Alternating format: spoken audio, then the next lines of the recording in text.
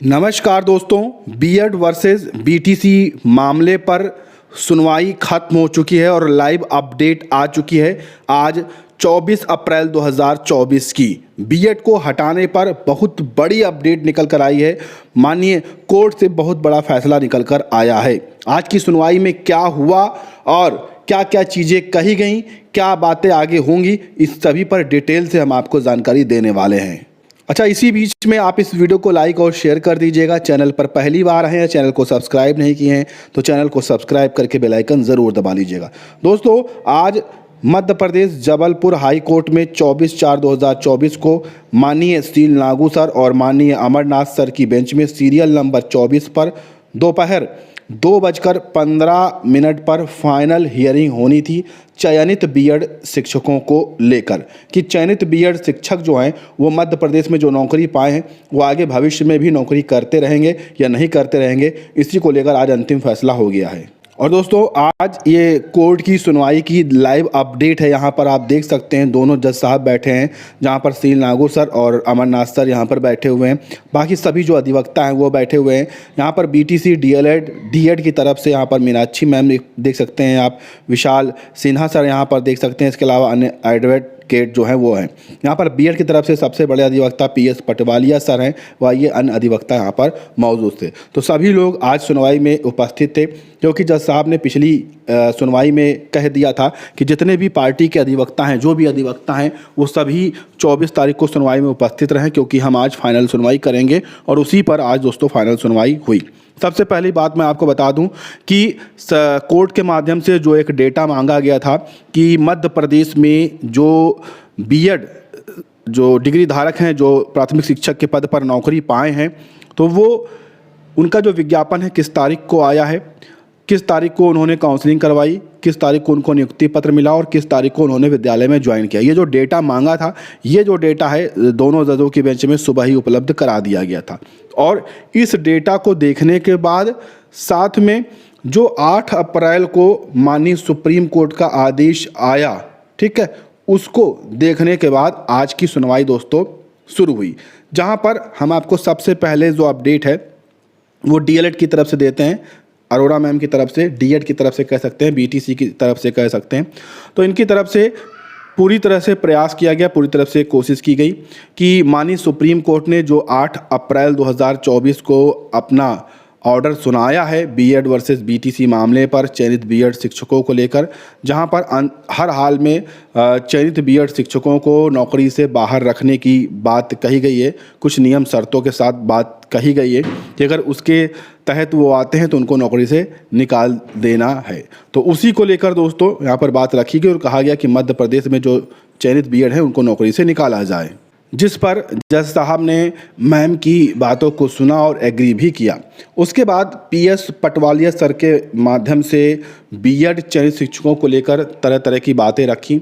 उन्होंने सर्वप्रथम न्यायालय को अवगत कराया कि माननीय सुप्रीम कोर्ट ने 8 अप्रैल 2024 को आदेश दिया है, लेकिन कुछ नियम और शर्तों के साथ दिया है। साफ तौर पर यह नहीं कहा है कि बीएड को निकाल दिया जाए, ठीक है, चयनित होने के बाद भी। उन्होंने साफ तौर पर स्पष्ट किया है कि जो राजस्थान का मामला था, जहां से ये उठा बीएड वर्सेस बीटीसी का विवाद, वहाँ पर जो मामला था राजस्थान में, वहाँ के जो बीएड डिग्री धारक थे वो नई प्राथमिक शिक्षक भर्ती में, यानी वहाँ आई हुई प्राथमिक शिक्षक भर्ती में शामिल होना चाहते थे, जबकि वहाँ की सरकार बीएड को नौकरी देना नहीं चाहती थी। वहाँ की सरकार का कहना था कि हमारे पास बीटीसी डीएड के इतने ज़्यादा प्रशिक्षु हैं और वो पूरी योग्यता भी रखते हैं, उनको कोई ब्रिज कोर्स भी नहीं कराना है, तो हम उनको पहले नौकरी देंगे, बीएड को नहीं देंगे। वहीं से यह विवाद उत्पन्न हुआ। तो बीएड के लोगों ने फिर यहाँ पर याचिका दायर की थी और वहाँ से उनको फिर बाहर किया गया था। फिर सुप्रीम कोर्ट मामला गया, वहाँ से बाहर किया गया था। तो 2 राज्य ऐसे थे, एक तो राजस्थान सरकार थी, दूसरा छत्तीसगढ़ सरकार थी। ये दोनों सरकारें बीएड को नौकरी देना नहीं चाहती थी। उन्होंने अपने विज्ञापन में बीएड योग्यता प्राथमिक शिक्षक के लिए नहीं रखी थी, समझ रहे हैं। लेकिन जो है इसी को लेकर ये विवाद सभी उत्पन्न हुए, जबकि अन्य राज्यों का मैटर अलग है, चाहे वो उत्तर प्रदेश हो, मध्य प्रदेश हो, बिहार हो। ये जो राज्य हैं, यहाँ पर जो भर्तियाँ हुई है, यहाँ की सरकारों ने विज्ञापन में प्राथमिक शिक्षक भर्ती के लिए बीएड योग्यता को शामिल किया है, ठीक है। तो ये चीज़ें जज साहब को पटवालिया सर के माध्यम से समझाने का प्रयास किया गया कि दोनों दोनों चीज़ें जो हैं अलग अलग मैटर्स हैं, अलग अलग राज्यों की अलग अलग चीज़ें हैं, अलग अलग स्थितियां बन रही हैं। तो उस हिसाब से चीज़ों को देखना चाहिए कोर्ट को और उस हिसाब से आदेश सुनाना चाहिए। कुल मिलाकर पटवालिया सर जज साहब को यह पूरी तरह से एग्री करवाना चाह रहे थे कि मध्य प्रदेश में जो चयनित बीएड हैं वहाँ की राज्य सरकार ने उनको विज्ञापन में मौका दिया, उनकी योग्यता को शामिल किया और इसलिए उन्होंने आवेदन किया और उस परीक्षा को योग्यता को पूर्ण करते हुए उन्होंने नौकरी हासिल की है। अब 8 अप्रैल के आदेश में 11 अगस्त से पहले अगर वो नियुक्ति पा चुके हैं, अपने विद्यालय में पहुंच चुके हैं, तो उस हिसाब से उनकी नौकरी बरकरार रहनी चाहिए, उनको नौकरी से नहीं निकाला जाना चाहिए। बस 1 साल के अंदर उनको ब्रिज कोर्स करवा देना रहेगा। तो ये चीज़ें कर ही गई पटवालिया सर के माध्यम से, जिस पर कुल मिलाकर ये चीज़ें उनकी तरफ से रही कि जो मध्य प्रदेश के बीएड चयनित शिक्षक हैं उनको प्राथमिक शिक्षक के पद पर जो नौकरी पा चुके हैं बने रहने देना चाहिए, कोर्ट को उनको निकालना नहीं चाहिए, उनको डिस्टर्ब नहीं करना चाहिए। ये बातें बीएड की तरफ से रखी गई। डीएलएड की तरफ से भी बहुत सारी बातें रखी गई। इन सभी चीज़ों पर विरोध भी किया गया और बताया गया कि 8 अप्रैल का जो आदेश रहा है वहाँ पर विज्ञापन सब्जेक्ट टू आउटकम नहीं होना चाहिए, वहाँ के विज्ञापन को माननीय न्यायालय में चैलेंज नहीं किया जा रहा होना चाहिए, ठीक है, या किसी भी न्यायालय के माध्यम से बीएड को अयोग्य नहीं कहा जाना चाहिए। ये सभी चीज़ें भी यहाँ पर मैम के माध्यम से बताई गई, जिस पर न्यायालय एग्री दिखे। हालांकि जो न्यायालय का आदेश आपको देखने को मिलेगा, ठीक है, जबलपुर हाई कोर्ट का जो आदेश देखने को मिलेगा वो सरकार का जो पूरा डेटा आया है चयनित बीएड शिक्षकों को लेकर वो पूरा फिल्टर किया जाएगा।